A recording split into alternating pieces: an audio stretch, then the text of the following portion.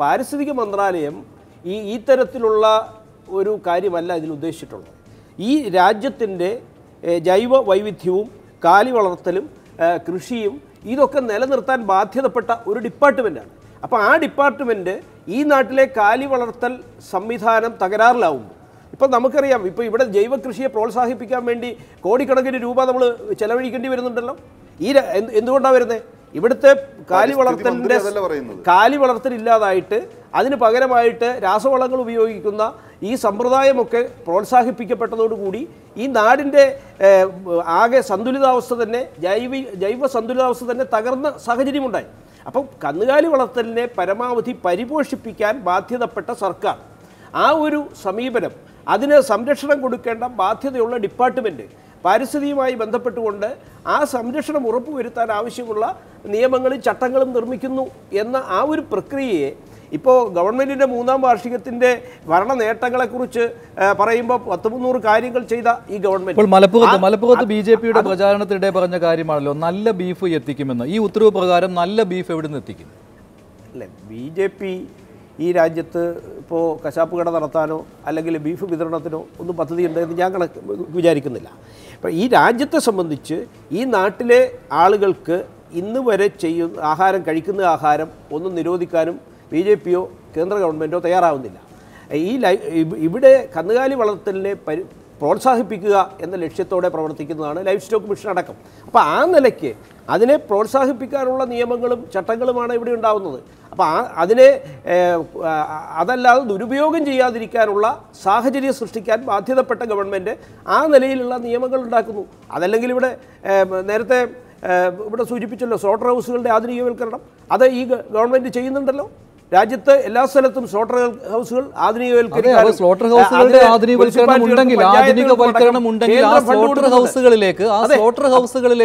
കന്നുകാലികളെ എത്തിക്കാൻ പറ്റില്ല. അതാണ് ഈ ഉത്തരവ് പ്രകാരം വന്നിരിക്കുന്നത്. ശ്രീ എ ജി ബാബു, അങ്ങനെയല്ലേ സ്ലോട്ടർ ഹൗസുകളിലേക്ക് കന്നുകാലികളെ എത്തിക്കുന്നതിന് സാധിക്കാത്ത ഒരു സ്ഥിതി വരും? അതല്ലേ ഉണ്ടാകാൻ പോകുന്നത്? അത് എൻ്റെ അഭിപ്രായത്തിൽ ഈ ചട്ടത്തിൽ മാർക്കറ്റിൻ്റെ ഒരു കാര്യം മാത്രമേ വരുന്നുള്ളൂ. പക്ഷേ ഞാനതിൽ മഞ്ജുഷ ശ്രദ്ധിച്ച ഒരു പോയിൻ്റ് ഉണ്ട്. അത് ഈ ചർച്ചയിലുള്ള എല്ലാവരുടെയും ശ്രദ്ധയിലേക്ക് പെടുത്താൻ ഞാൻ ആഗ്രഹിക്കുകയാണ്. ഇതൊരു ത്രിതല രൂപം വന്നിട്ടുണ്ട് ഈ നമുക്ക് കിട്ടിയിരിക്കുന്ന നോട്ടിഫിക്കേഷനിൽ. ഒന്ന്, ഇതിലെ സ്റ്റേറ്റ് ആനിമൽ വെൽഫെയർ ബോർഡ് അല്ലെങ്കിൽ സ്റ്റേറ്റ് ബോർഡ് എന്ന് പറയുന്നത് പൂർണ്ണമായും സംസ്ഥാനം തന്നെ രൂപീകരിക്കുന്ന ബോർഡാണ്. അതിനുശേഷമാണ് ഈ മാർക്കറ്റിങ്ങിൻ്റെ കാര്യങ്ങൾ തീരുമാനിക്കാനായി district animal market monitoring committee ഉണ്ട്. അതിൻ്റെ അധ്യക്ഷനായിട്ട് ജില്ലാ കളക്ടറും കീഴിൽ മറ്റുദ്യോഗസ്ഥരുമാണ് വരുന്നത്. അതിൻ്റെയും കീഴിൽ വീണ്ടും ഒരു കമ്മിറ്റി കൂടെ വരുന്നുണ്ട്, ആനിമൽ മാർക്കറ്റ് കമ്മിറ്റി. ഇതെല്ലാം ഏതാണ്ട് പൂർണ്ണമായും സംസ്ഥാന ഗവൺമെൻറ് നാമനിർദ്ദേശം ചെയ്യുന്ന ആളുകളാണ്. നിയമം ഇപ്പോൾ ഇതിൻ്റെ രാഷ്ട്രീയമോ മറ്റു കാര്യങ്ങളോ ഒരു വശത്ത് നിൽക്കട്ടെ, ആനിമൽ ക്രൂവൽറ്റിയെ സംബന്ധിച്ച് പറയുകയാണെങ്കിൽ ഏറ്റവും ഭേദമായ രീതിയിൽ ഈ ലെയറേജ് അല്ലെങ്കിൽ ഇടത്തട്ടിൽ അല്ലെങ്കിൽ മാർക്കറ്റ് എന്ന് പറയുന്ന ഒരു മേഖലയിൽ ഇതുവരെ നിയമങ്ങൾ കൃത്യതയോടെ ഉണ്ടായിരുന്നില്ല. ആ നിയമങ്ങൾ അതാത് സംസ്ഥാനങ്ങൾ തന്നെ മുൻകൈയെടുത്ത് ചെയ്യണം എന്ന അർത്ഥത്തിൽ ഇതിനെ വായിക്കാവുന്നതാണ് എന്നാണ് എൻ്റെ അഭിപ്രായം. കാരണം നിയമമുണ്ടാക്കിയത് കേന്ദ്ര ഗവൺമെൻറ് ആണെങ്കിലും ഇത് നടപ്പാക്കേണ്ടത് കൃത്യതയോടെ ഒരു ത്രിതല രൂപത്തിൽ സംസ്ഥാന ഗവൺമെൻറ്റുകളാണെന്ന് ഈ നോട്ടിഫിക്കേഷനിൽ വ്യക്തമാക്കിയിട്ടുണ്ട്. ശ്രീ എം പി രാജേഷ്, ആ മൃഗങ്ങൾക്കെതിരെയുള്ള ക്രൂരത ഇല്ലാതാക്കാൻ ഉദ്ദേശിച്ചുകൊണ്ടുള്ള ഉത്തരവ് ഇതിൽ സംസ്ഥാന സർക്കാരുകളുടെ പങ്കാളിത്തത്തോടുകൂടി നടപ്പിലാക്കുക, ഈ ഉദ്ദേശമാണ് ഈ ഉത്തരവിലൂടെ വന്നിരിക്കുന്നത്. പക്ഷേ സംസ്ഥാന സർക്കാർ എന്തായാലും മുഖം തിരിച്ചു നിൽക്കുകയാണല്ലോ. ശ്രീ ബാബുവും രാധാകൃഷ്ണ മേനോനും ഇതിൽ സതുദ്ദേശം കണ്ടുപിടിക്കാൻ എത്ര അധ്വാനിച്ചിട്ടും കാര്യമില്ല. കാര്യങ്ങൾ വളരെ ലളിതമാണ്. ഇവിടെ പ്രമുഖ മാധ്യമപ്രവർത്തകനായിട്ടുള്ള ജിഗീഷ്, അദ്ദേഹത്തിന് പാർട്ടിയുടെ വക്താവല്ലല്ലോ, അദ്ദേഹം ഏറ്റവും ഒടുവിൽ ഇതിന് ശേഷം ഇതിനെ ക്ലാരിഫൈ ചെയ്ത് കൊണ്ടുവന്ന ഹർഷവർദ്ധൻ്റെ ബൈറ്റ് ഉൾപ്പെടെ ഉദ്ധരിച്ചുകൊണ്ട് ഇവിടെ പറഞ്ഞു, കാര്യം വളരെ ലളിതമാണ്. കശാപ്പിനെ തടയുക തന്നെയാണ് ഈ ഉത്തരവിലൂടെ ചെയ്യുന്നത്. അല്ലെങ്കിൽ ഇത്രയും വ്യാഖ്യാനത്തിൻ്റെയോ ആശയക്കുഴപ്പത്തിൻ്റെയോ ഒന്നും പ്രശ്നമില്ല. കശാപ്പിന് ഇത് ബാധകമല്ല എന്ന് അവിടെ പ്രത്യേകമായിട്ട് പറഞ്ഞിട്ടുണ്ടെങ്കിൽ, അത് എക്സംപ്റ്റ് ചെയ്തിട്ടുണ്ടെങ്കിൽ അതില്ല. മാത്രമല്ല പ്രത്യേകമായിട്ട് പറഞ്ഞിരിക്കുന്നു, കശാപ്പിന് കൊണ്ടുപോകാൻ പാടില്ല എന്നത് പ്രത്യേകമായി പറഞ്ഞിരിക്കുന്നു. പിന്നെ എന്തിനാണ് വെറുതെ അത് അങ്ങനെയല്ല ഇങ്ങനെയല്ല എന്നും പറഞ്ഞ് തർക്കിച്ച് സമയം കളയുന്നത്?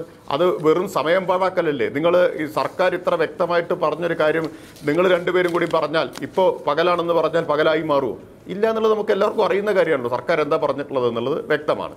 ഇനി ഇവിടെ ഏറ്റവും വലിയ പ്രത്യാഘാതം, ഞാൻ നേരത്തെ നമ്മൾ ചർച്ച ചെയ്ത കാര്യം, ഇതെങ്ങനെ ഫെഡറൽ തത്വങ്ങളുടെ ലംഘനമാവുന്നു എന്നുള്ളതാണ്. ഈ ക്രൂവൽറ്റി ടു PCA ആക്ട് 1960 മുതൽ നിലവിലുണ്ട്. അന്നൊന്നും എന്തുകൊണ്ടത് സ്വീകരിക്കാതിരുന്നത് ഇക്കാര്യത്തിൽ സംസ്ഥാനങ്ങളുടെ അധികാരമുണ്ട്, അതിന് മുകളിൽ ഇടപെടാനാവില്ല എന്നതുകൊണ്ട് തന്നെയാണ്. ഈ ഗവൺമെന്റിന് പിന്നെ അതൊന്നും പ്രശ്നമല്ലാത്തത് കൊണ്ട് പ്രസംഗത്തിൽ കോപ്പറേറ്റീവ് ഫെഡറലിസവും പ്രവൃത്തിയിൽ ഫെഡറലിസത്തിനെ തകർക്കുകയും ചെയ്യുക എന്താണല്ലോ രീതി. ഇത് ആദ്യമായിട്ട് ഇവിടെ ജഗീഷ് പറഞ്ഞതിനോട് ചില കാര്യങ്ങൾ കൂടി കൂട്ടിച്ചേർക്കുകയാണ് ഞാൻ. ഇന്ത്യ ഗവൺമെൻറ്റും സുപ്രീം കോടതിയും തന്നെ പല പ്രാവശ്യം ഇക്കാര്യങ്ങൾ ചൂണ്ടിക്കാണിച്ചിട്ടുണ്ട്. 1950 ഡിസംബർ 20 ഗവൺമെൻറ് ഓഫ് ഇന്ത്യ സംസ്ഥാനങ്ങൾക്ക് അയച്ച കത്തിൽ ഒരു ടോട്ടൽ ബാൻ ഓൺ സ്ലോട്ടർ പാടില്ല, അത് ചെയ്യാൻ പാടില്ല. അതിൻ്റെ പ്രധാനപ്പെട്ട കാരണമായിട്ട് പറയുന്നത് അത് കൃഷിയെയും അതുപോലെ ലെതർ ഇൻഡസ്ട്രിയെയും വളരെ ദോഷകരമായിട്ട് ബാധിക്കും എന്നാണ്. അതിനുശേഷം 1959 സുപ്രീം കോടതി case Muhammad Ani Qureshi versus state of Bihar. അതിനുശേഷം 61 Hashmatullah versus state of Madhya Pradesh. വീണ്ടും 61 തന്നെ Abdul Hakeem versus state of Bihar. 61 തന്നെ Muhammad Farooq versus state of Madhya Pradesh. ഈ 4 കേസുകളിലായിട്ട് സുപ്രീം കോടതി ആവർത്തിച്ച് പറഞ്ഞിട്ടുള്ളത് total ban is not permissible under economic conditions keeping bull and bullock be a burden on the society, therefore not in the public interest. എന്ന് പറഞ്ഞാൽ കശാപ്പ് നിരോധിക്കുക എന്നത് കൃഷിക്കാർക്കും സമൂഹത്തിനാകെയും വലിയ ബാധ്യത വരുത്തി വെക്കും എന്നതുകൊണ്ട് പൊതു താല്പര്യത്തിനെതിരാണ് എന്ന് സുപ്രീം കോടതി വ്യക്തമായിട്ട് പറഞ്ഞതാണ്. ഒരു തവണയല്ല, 4 or 5 കേസുകളിലായിട്ട് പറഞ്ഞതാണ്. 50 ഗവൺമെന്റ് ഓഫ് ഇന്ത്യ, നെഹ്റുവിന്റെ ഗവൺമെന്റും ഇക്കാര്യം തന്നെ പറഞ്ഞിട്ടുള്ളതാണ്. അതുകൊണ്ട് തന്നെയാണല്ലോ ശ്രീ MP രാജേഷ് കേന്ദ്ര സർക്കാരിന് പരിമിതി ഉള്ളത്. കശാപ്പ് ഓരോ സംസ്ഥാന സർക്കാരുകളെയും മറികടന്നുകൊണ്ട് കശാപ്പ് നിരോധിക്കുവാൻ കേന്ദ്ര സർക്കാരിന് കഴിയില്ല. അതുകൊണ്ട് തന്നെ ഈ ഉത്തരവിലും അക്കാര്യം വന്നിട്ടില്ല. ഇറച്ചി വ്യാപാരം നിയന്ത്രിക്കും അല്ലെങ്കിൽ നിരോധിക്കും, ഇക്കാര്യമൊന്നും ഈ ഉത്തരവിൽ വന്നില്ല. തന്ത്രപരമായ ഒരു നീക്കത്തിലൂടുകൂടി ഇങ്ങനെ നടത്തിയിരിക്കുന്നു. പക്ഷേ 4 മാസം മുമ്പ് ഇക്കാര്യം വെബ്സൈറ്റിൽ വന്നിട്ട് പോലും സംസ്ഥാന സർക്കാരുകൾ എന്തുകൊണ്ട് അറിഞ്ഞില്ല, അഭിപ്രായം അറിയിച്ചില്ല? ഇക്കാര്യവും ശ്രീ AG ബാബു ഇവിടെ ചൂണ്ടിക്കാണിക്കുകയുണ്ടായി. നേരത്തെ ജനുവരി 16, 2017 വെബ്സൈറ്റിൽ വന്നതാണ് ഡ്രാഫ്റ്റ് നോട്ടിഫിക്കേഷൻ. എന്തുകൊണ്ട് അഭിപ്രായ രൂപീകരണം ഉണ്ടായില്ല? സംസ്ഥാന സർക്കാരുകൾ ഉണർന്നില്ല ആ സമയത്ത്? നോക്കൂ, ആ പറയുന്നത് വളരെ വലിയ അർത്ഥശൂന്യമായിട്ടുള്ള കാര്യമാണ്. കാരണം നമ്മുടെ രാജ്യത്തിൻ്റെ ഭരണഘടനാപരമായിട്ടുള്ള ഫെഡറൽ സംവിധാനത്തെ ബാധിക്കുന്ന തരത്തിലുള്ള ദൂരവ്യാപകമായ പ്രത്യാഘാതങ്ങൾ ഉളവാക്കുന്ന ഒരു വിജ്ഞാപനം സർക്കാർ പുറപ്പെടുവിക്കുക. അത് നിയമനിർമ്മാണമല്ല, പാർലമെൻറ്റിലെ നിയമനിർമ്മാണം വഴിയല്ല, ഒരു വിജ്ഞാപനം വഴി, ഒരു എക്സിക്യൂട്ടീവ് ഉത്തരവ് വഴി, തീരുമാനം വഴി ഭരണഘടനാപരമായിട്ടുള്ള അധികാര വിഭജനത്തെയെല്ലാം അപ്രസക്തമാക്കുന്നത്. ഞങ്ങൾ വെബ്സൈറ്റിൽ കൊടുത്തിരുന്നു, നിങ്ങൾക്ക് അപ്പോൾ പറയാമായിരുന്നില്ലേ എന്നൊക്കെ പറയുന്നതിൻ്റെ വെള്ളരിക്കപട്ടണമാണോ? നാട്ടിലൊരു പാർലമെൻ്റ് ഉണ്ട്, നിയമനിർമ്മാണ സഭകളുണ്ട്.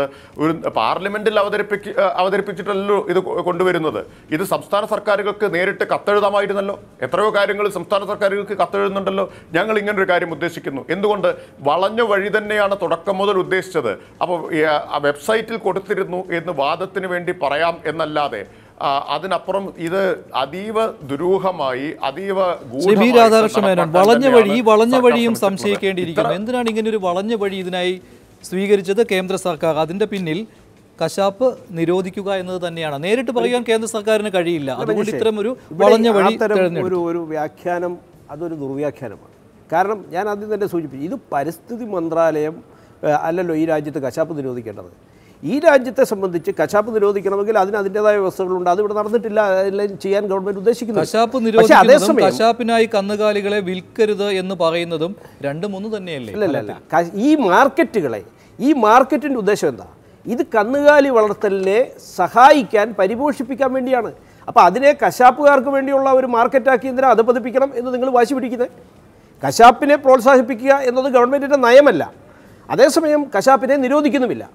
അപ്പോൾ ആ ഒരു രീതിയിലല്ലേ അതിനെ കാണേണ്ടത്. അപ്പോൾ അത് ഈ മാർക്കറ്റുകളെ മുഴുവൻ കശാപ്പുകാർക്ക് വേണ്ടിയുള്ള കന്നുകാലിയെ കച്ചവടം ചെയ്യാനുള്ള മാർക്കറ്റാക്കി അധപതിപ്പിക്കുന്നതിന് പകരം കാർഷിക വൃത്തിയെ പരിപോഷിപ്പിക്കാനുള്ള മാർക്കറ്റാക്കി ഉയർത്തിക്കൊണ്ടുവരാനാണ് ഗവൺമെൻറ് പരിശ്രമിക്കുന്നത്. അപ്പോൾ ആ നിലപാടിനെ പോസിറ്റീവായിട്ടാണ് കാണേണ്ടത്. അതാണ് പരിസ്ഥിതി മന്ത്രാലയവും ഇക്കാര്യത്തിൽ ചെയ്തിട്ടുള്ളത്. കാരണം ഈ ജീവികളോടുള്ള ക്രൂരത, ആ ക്രൂരത നേരത്തെ ഇവിടെ സൂചിപ്പിച്ചതുപോലെ അതും ഏറ്റവും വൃത്തിഹീനമായ സാഹചര്യത്തിൽ രോഗം പിടിച്ച കന്നുകാലികൾ, ഇതിനെ ഒന്നും പരിശോധനയില്ലാതെ ഇവിടെ കൊണ്ടുവന്ന് വിൽപ്പന നടത്തുന്നു, അറുത്ത് അത് വിതരണം ചെയ്യുന്നത് വഴി അനേകം രോഗങ്ങൾ ഉണ്ടാകുന്നു. ഇപ്പം നമ്മുടെ രാജ്യത്തെ കന്നുകാലി കൃഷി തന്നെ ഇന്നിപ്പോൾ നാടൻ പശുക്കളെ വളർത്തുന്ന സാഹചര്യത്തിലേക്ക് വരണമെന്ന് സമൂഹം ചിന്തിക്കുന്നു, ഗവൺമെൻറ് ചിന്തിക്കുന്നു. കാരണം കഴിഞ്ഞ കാലങ്ങളിൽ ഈ തരത്തിൽ ഇപ്പോൾ മാട്ടുപ്പെട്ടിയിൽ നമ്മൾ ജേഴ്സിയുടെ വിത്തുകൾ അവിടെ നിന്ന് വിതരണം ചെയ്യുന്നു.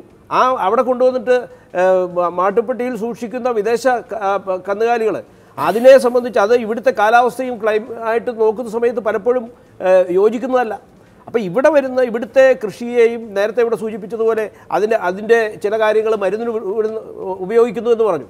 സത്യത്തിൽ നമ്മുടെ ഇന്നത്തെ ഈ പാൽ വിതരണത്തിലൂടെ ഉണ്ടാകുന്ന തകരാറാണ് നാട്ടിലുണ്ടായിട്ടുള്ള രോഗങ്ങളുടെ തന്നെ അടിസ്ഥാനം.